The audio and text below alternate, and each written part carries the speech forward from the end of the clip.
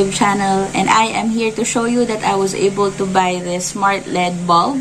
So not your typical bulb, since this can be paired with my Google Nest Mini, so I could just simply give voice command in order to turn this on, change colors, or turn it off, and I can simply link it to my device so that I can control it even if I am nowhere to be found. No, just kidding. So even if I am far away, so if first I don't like to be going home in a very dark room, so I could just simply manipulate the switches, you know, whether I'd like to turn it on in a different color as well.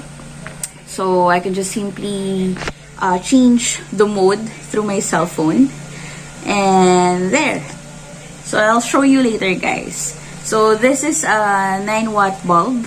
So actually this is a second purchase, but I haven't tried even the first one, okay? Because the first one has not yet arrived. So I decided to order last night to a different seller. So that's just leaving here in the Philippines also. So they have it Lala move so that I could receive it earlier this morning. So I'm going to try this 9 watts. But the first one which I ordered that came from China is a 15-watt smart LED bulb. Okay. So I'll show you guys on how it works. And so far, I'm thinking if I'm going to sell this one or it will just serve a reserve bulb. Because right now my room is quite a smart room typical.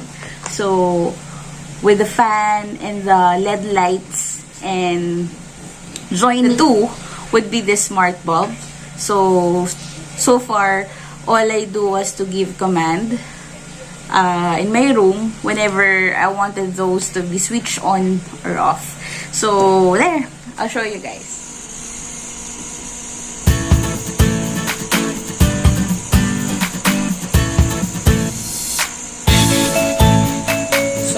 This is the regular bulb, so it's quite bigger than the smart LED bulb. And it's hot. So, ang base is 27 and the volt is 220. Okay.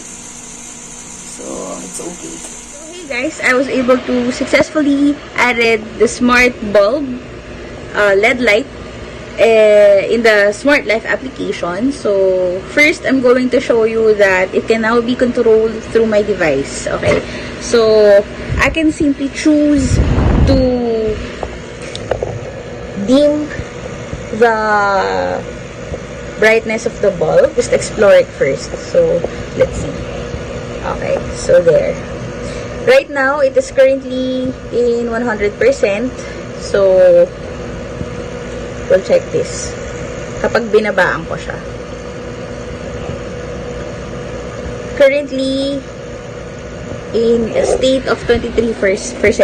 So, it is not shown, no? Masyado. Ayun, kita pala dito. So, this is 1%. This is 29%. And this is 100%. So far, if you were, sorry makalat yung kwarto. So if you are here inside the room, it's clearly to show you na 9 watts is enough for this small room of ours. So it can, it is enough. The bright is enough already. So you can do the important things, the necessary things to be done inside your room. Okay, so you can clearly see things na hindi malabo. Alright? Ayan, this is the, ano naman, yung isa pala, it's not temperature level, no? It's a change in color. So, yan. Just look at the bulb there. Yan. So, it's turning yellow. Hindi lang masyado halata. And I can show you the rest of the room kasi sobrang messy pa rin. Pero yung bulb, nag-yellow siya. Okay, wait. Yan. So, let's try in a different color. Yan. So, it's in color red right now. It's in purple. A bit of blue. Turning to green. And yellow. So, mas maganda later at night kasi maliwanag sa paligid. Okay? So, later. Okay. Change color to red. Well, change color to white.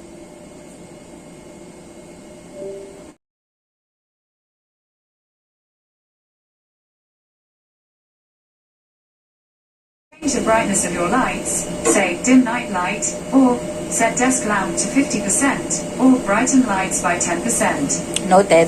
Hi guys, so shout out to Kid Stuff PH if you want to schedule the delivery of your smart bulb at your home.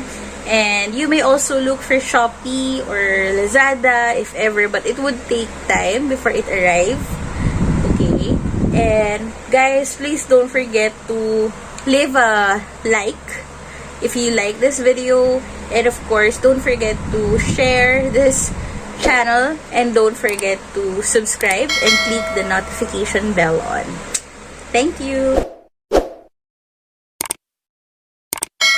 Awag nyoko kali mutant I subscribe ha.